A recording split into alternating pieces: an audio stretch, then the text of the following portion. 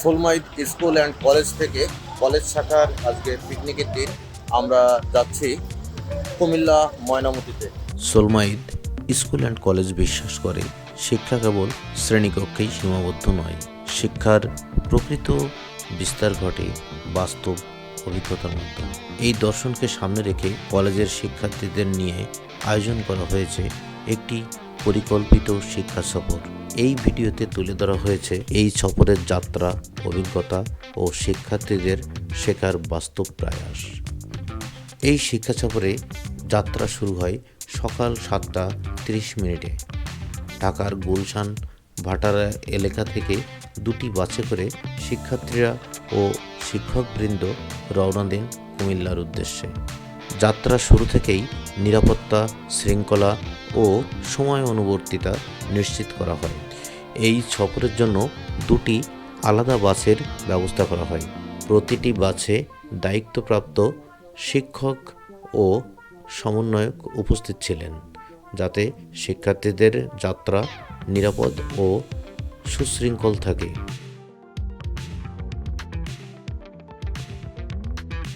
একটি পরিকল্পিত শিক্ষা সফরের মূল ভিত্তি হল সঠিক ব্যবস্থাপনা। দীর্ঘ যাত্রাপথে শিক্ষার্থীরা পারস্পরিক যোগাযোগ ও সৌহার্দ্য বজায় রাখে। বাসের ভেতরের পরিবেশ ছিল সুশৃঙ্খল এবং প্রাণবন্ত। এই সময়টি শিক্ষার্থীদের মধ্যে পারস্পরিক বোঝাপড়া ও দলগত চেতনা গড়ে ওঠে। আজকে হচ্ছে ডিসেম্বরের 13 তারিখ 2025। সোলমাইদ স্কুল অ্যান্ড কলেজ থেকে কুমিল্লা বিশ্ববিদ্যালয়, কুমিল্লা বার্ড এবং ময়নামতি, এই তিনটা জায়গা আমরা ঘুরবো আর কি, শিক্ষা সফর। তো চলেন যাওয়া যাক। ঢাকা ছেড়ে কুমিল্লার পথে বাস এগিয়ে চলে বাংলাদেশের গ্রামীণ ও শহুরে অঞ্চলের মধ্য দিয়ে।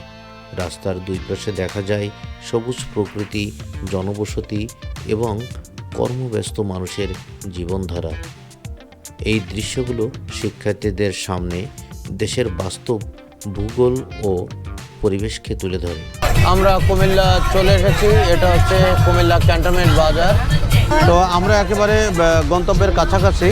তো এটা হচ্ছে কুমিল্লা ব্রিটিশ কবরস্থান। এখানে 30 মিনিট সময় দেওয়া হচ্ছে স্টুডেন্টদের, যে 30 মিনিটের ভিতরে দেখে সারতে হবে, কারণ অনেক জায়গায় যেতে হবে। কিভাবে কইছিলেন বাস চেঞ্জ করেছেন?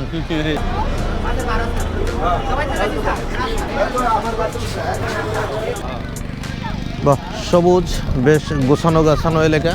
আমরা এখন এই মুহূর্তে আছি কুমিল্লা গণকবর বলে এটাকে।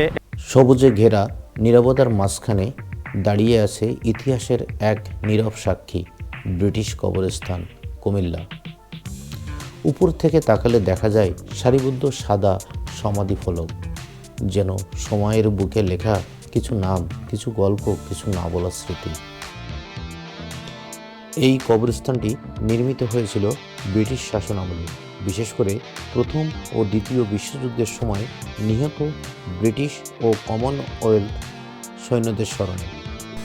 এখানে সমাহিত আছেন সেই সব সৈনিকেরা যারা হাজার হাজার মাইল দূরে থেকে এসে প্রাণ হারিয়েছিলেন অচেনা এক ভূমিতে। সমাধি ফলকের গায়ে খোদাই করা আছে নাম, পদবি আর মৃত্যুসাল। এই কবরস্থানটি বর্তমানে কমনওয়েলথ ওয়ার গ্রেভস কমিশনের দ্বারা রক্ষণাবেক্ষণ করা হয়। তাদের যত্নে আজও জায়গাটি পরিপাটি, সম্মানিত এবং নীরব শ্রদ্ধায় ভরা। এটি শুধু অতীতের স্মৃতি নয়, এটি আমাদের শেখায় যুদ্ধের মূল্য, মানব জীবনের গুরুত্ব আর শান্তির প্রকৃত অর্থ। কুমিল্লা ইউনিভার্সিটির গেট দিয়ে প্রবেশ করতেছি আমরা। বাংলাদেশের একটি গুরুত্বপূর্ণ পাবলিক বিশ্ববিদ্যালয়। কুমিল্লা ইউনিভার্সিটির ভিতর দিয়ে যাচ্ছি, প্রচুর গাছপালা দিয়ে ভরা আর কি।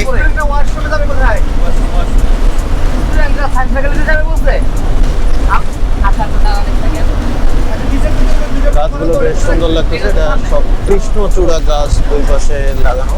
ফুল ফুটে থাকলে অবশ্যই আরো বেশি ভালো দেখা যেত। আসেন আসেন, নামে সবাই নেমে যাব। আমরা এখানে পৌঁছেছি, এখানে আমাদের রুম আছে আর কি অশ্রমে যাওয়ার জন্য। 2টা গাড়ি নিয়ে আসছি আমরা, সেলফি পরিবহন। বাস দুটো ভালোই আর কি, বেশ আরামদায়ক ছিল। আমরা এখন এই মুহূর্তে কুমিল্লা ইউনিভার্সিটির ভিতর দিয়ে হেঁটে যাচ্ছি আর কি। আমরা মোটামুটি গন্তব্যে পৌঁছে গিয়েছি। সামনেই আমাদের মানে রুম নেওয়া আছে, সেই রুমে যাচ্ছি সবাই। সাথে সবুজ স্যার আছে, আতিক স্যার আছে, সবাই আছে পিছনে, এবং আমাদের স্টুডেন্টরাও আছে। তো অনেকদিন পরে আমরা আমাদের প্রতিষ্ঠান থেকে ঢাকার বাইরে আসতে পারে আমরা আনন্দিত, স্টুডেন্টরা আনন্দিত, কারণ মোটামুটি বেশ অনেকটা দূরে আমরা এসেছি। ঢাকা থেকে কুমিল্লা এ পর্যন্ত 100 কিলোমিটার, তো 2.5-3 ঘন্টার জার্নি ছিল আমাদের।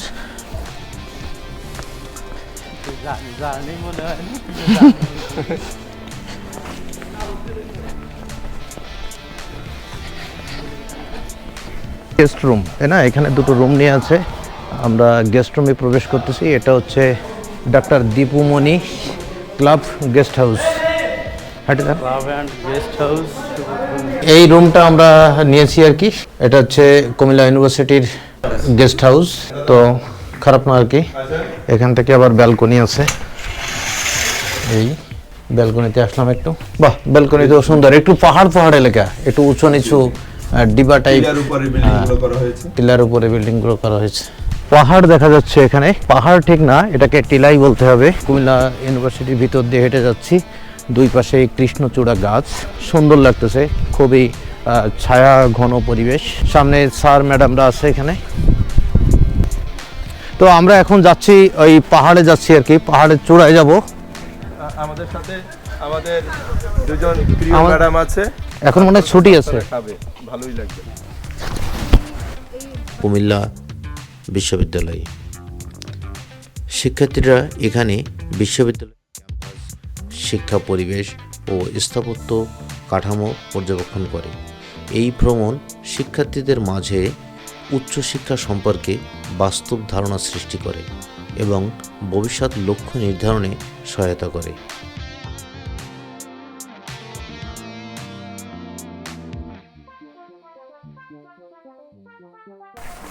সবাই ঘুরে ঘুরে ভার্সিটি ঘুরে দেখতেছে। এই যে সব স্টুডেন্টরা ওইদিকে যাচ্ছে। আমরা এখানে একটা ছবি উঠাবো, কারণ এই পাহাড়টা আমাদের কাছে খুব ভালো লেগেছে। আমরা এখন ময়নামতি যাব। ময়নামতি জাদুঘর ও শালবন বিহারের জন্য আমরা রেডি হয়েছি, এখন বাসে উঠছি, রওনা দেব। তো বাস ছেড়ে দিয়েছে, এখন আমরা ময়নামতি ও শালবন বিহারের উদ্দেশ্যে রওনা দিলাম। 10-15 মিনিট হয়তো লাগবে যাইতে। এটা হচ্ছে বিজয় 24 হল,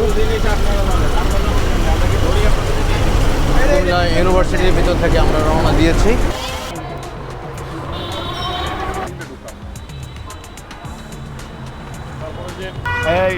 কুমিল্লা বৌদ্ধ বিহার, শালবন বিহার, কুমিল্লা বৌদ্ধ বিহার ও শালবন বিহারের ভিতরে আমরা যাব। ময়নামতি জাদুঘর এই পাশে, এই যে ময়নামতি জাদুঘর, শালবন বিহার, ময়নামতি জাদুঘর, জাদুঘর অফিস, জাদুঘর জামে মসজিদ।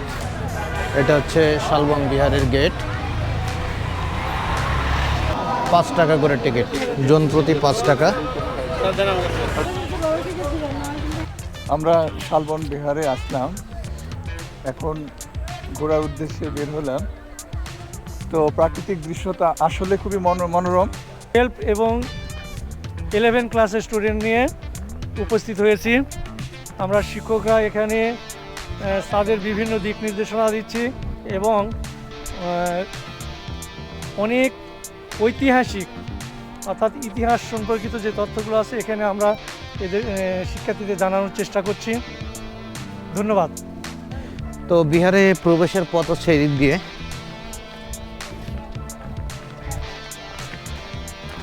এদিক দিয়ে একটা গেট আছে, আর এর ভিতরে ঢোকার পথ হচ্ছে এটা। আসেন সবুজ স্যার, আসেন।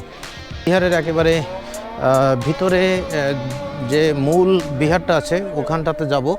এটা হচ্ছে সাইডে আগে যে সমস্ত কনস্ট্রাকশন হতো তার চারিপাশ দিয়ে বৌদ্ধ ভিক্ষু কক্ষ থাকতো, আর মাঝখানে মূল মন্দিরটা থাকতো। তো আমরা মূল মন্দিরটাতে যাচ্ছি। এই হচ্ছে মূল যে বিহারটা, সেটা উপরে উঠি। ও প্রিন্সিপাল স্যার।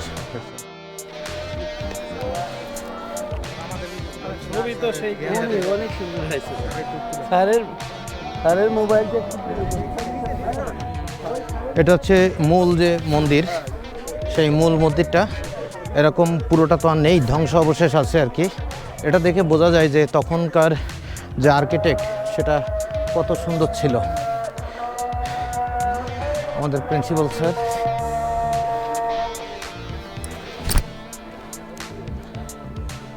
শালবন বৌদ্ধ বিহারে আসছি।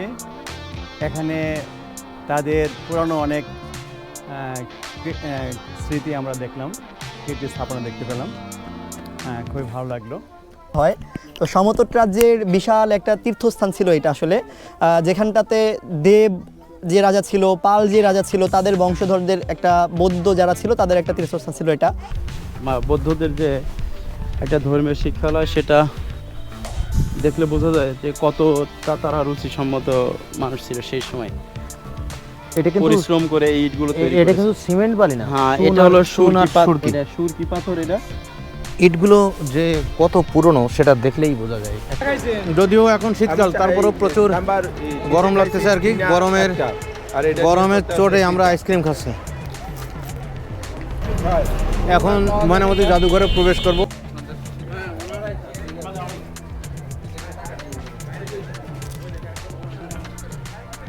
ময়নামতি জাদুঘর বাংলাদেশের প্রাচীন ইতিহাস ও সভ্যতার এক গুরুত্বপূর্ণ সাক্ষী। এখানে সংরক্ষিত রয়েছে বৌদ্ধ সভ্যতার নিদর্শন, প্রাচীন শিল্পকর্ম এবং ঐতিহাসিক উপাদান। শিক্ষার্থীরা ইতিহাসকে পাঠ্য বইয়ের বাইরে এসে বাস্তবভাবে উপলব্ধি করার সুযোগ পায়। কুমিল্লা ইউনিভার্সিটির ক্যান্টিনে খাওয়া দাওয়ার পরিবেশটা সত্যি অসাধারণ। চারিপাশে ছিল সুন্দর পরিবেশ, আর স্টুডেন্টদের প্রাণবন্ত উপস্থিতিতে পুরো জায়গাটা হয়ে উঠেছিল উৎসবমুখর। সুশৃঙ্খলভাবে সারিবদ্ধ হয়ে সবাই খাবার গ্রহণ করেছে, যা সত্যি প্রশংসার যোগ্য। খাবারের আয়োজন ছিল খুবই উন্নত মানের। খাসির মাংস, মুরগির রোস্ট সব কিছু ছিল সুস্বাদু ও পরিপাটিভাবে পরিবেশিত। প্রতিটি স্টুডেন্ট তৃপ্তি নিয়ে খাবার উপভোগ করেছে। খাবার শেষে ছিল দই ও ড্রিঙ্কস, যা পুরো আয়োজনকে দিয়েছে একটি পরিপূর্ণতা। শিক্ষা সফরের অংশ হিসেবে শিক্ষার্থীদের মানসিক প্রশান্তি ও বিনোদনের বিষয়টিও বিবেচনায় রাখা হয়। ময়নামতি ম্যাজিক প্যারাডাইস পার্কে শিক্ষার্থীরা মুক্ত পরিবেশে সময় কাটানোর সুযোগ পায়। এই অংশটি শিক্ষা ও বিনোদনের মধ্যে একটি ভারসাম্য তৈরি করে। এই শিক্ষা সফর শিক্ষার্থীদের শেখায় শৃঙ্খলা, দলগত কাজ এবং বাস্তব অভিজ্ঞতার গুরুত্ব। শিক্ষা সফর শিক্ষার্থীদের চিন্তাশক্তি প্রসারিত করে এবং পাঠ্যজ্ঞানের সাথে বাস্তব জীবনের সংযোগ ঘটায়। সোলমাইদ স্কুল অ্যান্ড কলেজের এই শিক্ষা সফর শিক্ষা কার্যক্রমের একটি গুরুত্বপূর্ণ অংশ। সোলমাইদ স্কুল অ্যান্ড কলেজ বিশ্বাস করে শিক্ষা কেবল শ্রেণীকক্ষেই সীমাবদ্ধ নয়, শিক্ষার প্রকৃত বিস্তার ঘটে বাস্তব অভিজ্ঞতার মাধ্যমে। এই সফর শিক্ষার্থীদের জ্ঞান ও অভিজ্ঞতা এবং দৃষ্টিভঙ্গি সমৃদ্ধ করেছে। একেবারে শেষ টাইমে পৌঁছে গিয়েছি। আমরা এখনই বিদায় নেব। বিদায় নেওয়ার জন্য আমাদের বাস টাস রেডি আর কি, সবাই উঠতেছে। আমরাও এখন ওঠার পরেই বাসটা ছেড়ে দেওয়া হবে ঢাকার উদ্দেশ্যে। হয়তো 2.5 থেকে 3 ঘন্টার মতো সময় লাগবে আমাদের পৌঁছাইতে।